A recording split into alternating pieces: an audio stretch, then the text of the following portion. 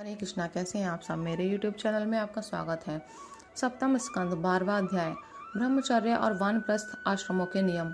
नारद जी कहते हैं, धर्मराज, गुरुकुल में निवास करने वाला ब्रह्मचारी अपनी इंद्रियों को वश में रखकर दास के समान अपने को छोटा माने, गुरुदेव के चरणों में सुदृढ़ अनुराग रखे और उनके हित के कार्य करता रहे। सायकाल और प्रातःकाल गुरु, अग्नि, सूर्य और श्रेष्ठ देवताओं की उपासना करे और मौन होकर एकाग्रता से गायत्री का जप करता हुआ दोनों समय की संध्या करे। गुरु जी जब बुलावे तभी पूर्णतया अनुशासन में रहकर उनसे वेदों का स्वाध्याय करे। पाठ के प्रारंभ और अंत में उनके चरणों में सिर टेक कर प्रणाम करे। शास्त्र की आज्ञा के अनुसार मेखला, मृगचर्म, वस्त्र, जटा, दंड, कमंडलू, यज्ञोपवीत तथा हाथ में कुश धारण करें। सायकाल और प्रातःकाल भिक्षा मांग कर लावे और उसे गुरु जी को समर्पित कर दे।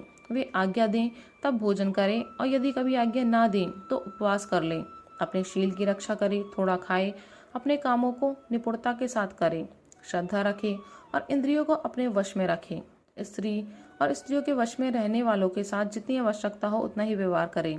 जो गृहस्थ नहीं है और ब्रह्मचर्य का व्रत लिए हुए हैं उसे स्त्रियों की चर्चा से ही अलग रहना चाहिए। इंद्रिया बड़ी बलवान है, ये प्रयत्न पूर्वक साधन करने वालों के मन को भी क्षुब्ध करके खींच लेती हैं। युवक ब्रह्मचारी युवती गुरु पत्नियों से बाल सुलझवाना, शरीर मुलवाना, स्नान करवाना, उपटन लगवाना इत्यादि कार्य ना करावे। स्त्रियां आग के समान है और पुरुष घी के घड़े के समान। एकांत में तो अपनी कन्या के साथ भी न रहना चाहिए। जब वह एकांत में न हो तब भी आवश्यकता के अनुसार ही उसके पास रहना चाहिए। जब तक यह जीव आत्म साक्षात्कार के द्वारा इन देह और इंद्रियों को प्रतीति मात्र निश्चय करके स्वतंत्र नहीं हो जाता, तब तक मैं पुरुष हूँ और यह स्त्री है, यह द्वैत नहीं मिटता।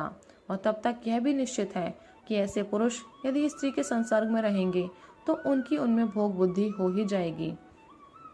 ये सब शील रक्षादि गुण गृहस्थ के लिए और सन्यासी के लिए भी विहित हैं। गृहस्थ के लिए गुरुकुल में रहकर गुरु की सेवा शुश्रूषा वैकल्पिक है, क्योंकि ऋतुगमन के कारण उसे वहां से अलग भी होना पड़ता है। जो ब्रह्मचार्य का व्रत धारण करें उन्हें चाहिए कि वे सुरमा या तेल न लगावे, उपटन न मले, स्त्री के चित्र न बनावे, मांस और मद से कोई संबंध न रखें, फूलों के हार, इत्र, फुलेल, चंदन और आभूषणों का त्याग कर दें। इस प्रकार गुरुकुल में निवास करके द्विजाति को अपनी शक्ति और आवश्यकता के अनुसार वेद, उनके अंग, शिक्षा, कल्प आदि और उपनिषदों का अध्ययन तथा ज्ञान प्राप्त करना चाहिए। यदि फिर सामर्थ्य हो तो गुरु को मुंहमांगी दक्षिणा देनी चाहिए। इसके बाद उनकी आज्ञा से गृहस्थ, वानप्रस्थ अथवा संन्यास आश्रम में प्रवेश करें या आजीवन ब्रह्मचार्य का पालन करते हुए उसी आश्रम में रहें। यद्यपि भगवान स्वरूपता सर्वत्र एक रस स्थित हैं, अतएव उनका कहीं प्रवेश करना या निकलना नहीं हो सकता, फिर भी अग्नि, गुरु, आत्मा और समस्त प्राणियों में अपने आश्रित जीवों के साथ वे विशेष रूप से विराजमान हैं, इसलिए उन पर सदा दृष्टि जमी रहनी चाहिए। इस प्रकार आचरण करने वाला ब्रह्मचारी, वानप्रस्थ, सन्यासी अथवा गृहस्थ विज्ञान संपन्न होकर पर ब्रह्म तत्व का अनुभव प्राप्त कर लेता है। अब मैं ऋषियों के मतानुसार वानप्रस्थ आश्रम के नियम बतलाता हूँ। इनका आचरण करने से वानप्रस्थ आश्रमी को अनायास ही ऋषियों के लोक महलोक की प्राप्ति हो जाती है। वानप्रस्थ आश्रमों को जोती हुई भूमि में उत्पन्न होने वाले चावल, गेहूं आदि अन्न नहीं खाने चाहिए। बिना जोते पैदा हुआ अन्न भी यदि असमय में पका हो तो उसे भी ना खाना चाहिए। आग से पकाया हुआ या कच्चा अन्न भी ना खाएं। केवल सूर्य के ताप से पके हुए कंद, मूल, फल आदि का सेवन करें। जंगलों में अपने आप पैदा हुए धान्यों से नित्य नैमित्तिक चरु और पुरुडाश का हवन करें। जब नए नए अन्न, फल, फूल आदि मिलने लगे तब पहले के इकट्ठे किए हुए अन्न का परित्याग कर दें। अग्निहोत्र के अग्नि की रक्षा के लिए ही घर, पर्णकुटी अथवा पहाड़ की गुफा का आश्रय ले। स्वयं शीत वायु, अग्नि वर्षा और घाम का सहन करे।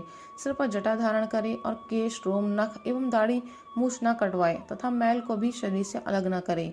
कमंडलू, मृगचर्म, दंड, वल्कल, वस्त्र और अग्निहोत्र की सामग्रियों को अपने पास रखे। विचारवान पुरुष को चाहिए कि 12, 8, 4, 2 या 1 वर्ष तक वानप्रस्थ आश्रम के नियमों का पालन करें। ध्यान रहे कि कहीं अधिक तपस्या का क्लेश सहन करने से बुद्धि बिगड़ न जाए।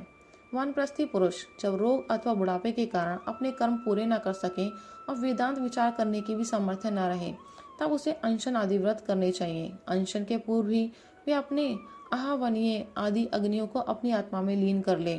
मैंपन और मेरेपन का त्याग कर शरीर को उसके कारणभूत तत्वों में यथायोग्य भलीभांति लीन करें। जितेंद्रिय पुरुष अपने शरीर के छिद्राकाशों को आकाश में, प्राणों को वायु में, गर्मी को अग्नि में, रक्त, कफ, पीप आदि जलीय तत्वों को जल में और हड्डी आदि ठोस वस्तुओं को पृथ्वी में लीन करे।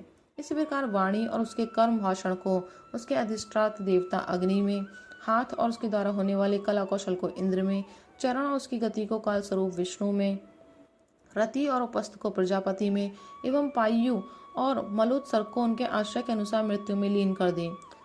श्रोत्र और उसके द्वारा सुने जाने वाले शब्द को दिशाओं में, स्पर्श और त्वचा को वायु में, नेत्र सहित रूप को ज्योति में, मधुर आदि रस के सहित रसनेन्द्रिय को जल में और युधिष्ठिर घ्राणेन्द्रिय एवं उसके द्वारा सूंघे जाने वाले गंध को पृथ्वी में लीन कर दे।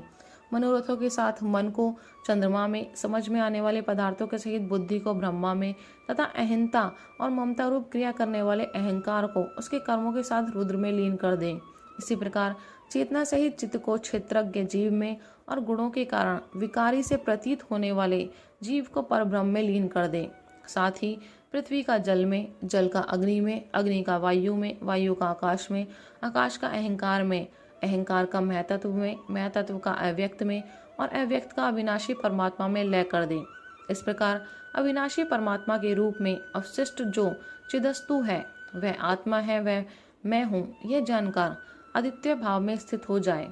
जैसे अपने आश्रय काष्ठादि के भस्म हो जाने पर अग्नि शांत होकर अपने स्वरूप में स्थित हो जाता है, वैसे ही वह भी उपरत हो जाए। राधे राधे।